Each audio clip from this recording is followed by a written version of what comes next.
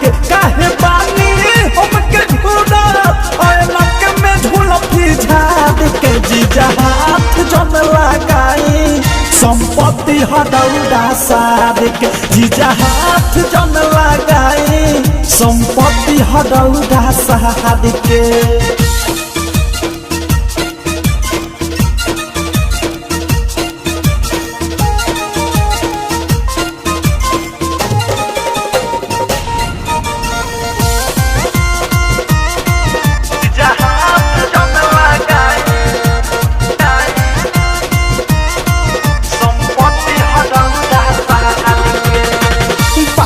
हम नहाइले लगा के साबुन मारा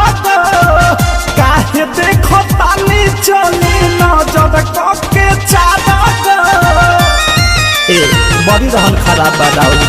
पानी हम नहाइले लगा के साबुन मारा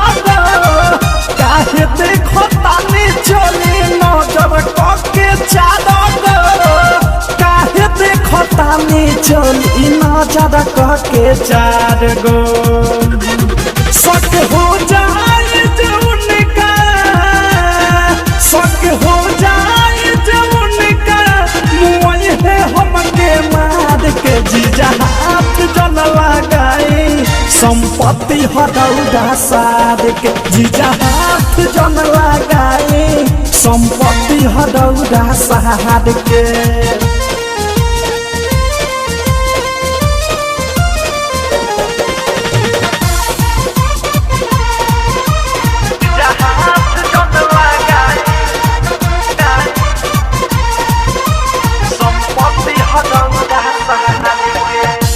भेटाई ना चलाई बके तनु चक्कर जोड़ा जोड़ी करा बता हो जाई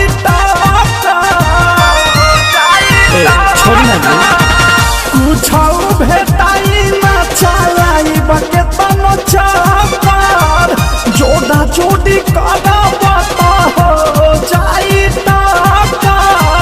जोड़ा जोड़ी करा बता हो ये सोने ही मजा नहीं प्रेमियों भस मजा नहीं रौआ मिली आचार के जीजा हाथ जन लगाई संपत्ति हदौड़ा साध के जीजा हाथ जन लगाई संपत्ति हदौड़ा साध के काहे बानी हमके घूरा ऐनक में झुलफी झाड़ के काहे बानी हमके घूरा ऐनक में झुलफी झाड़ के जीजा हाथ जन लगाई संपत्ति हदौड़ा साध के जीजा हाथ जन लगाई संपत्ति हदौड़ा साध के।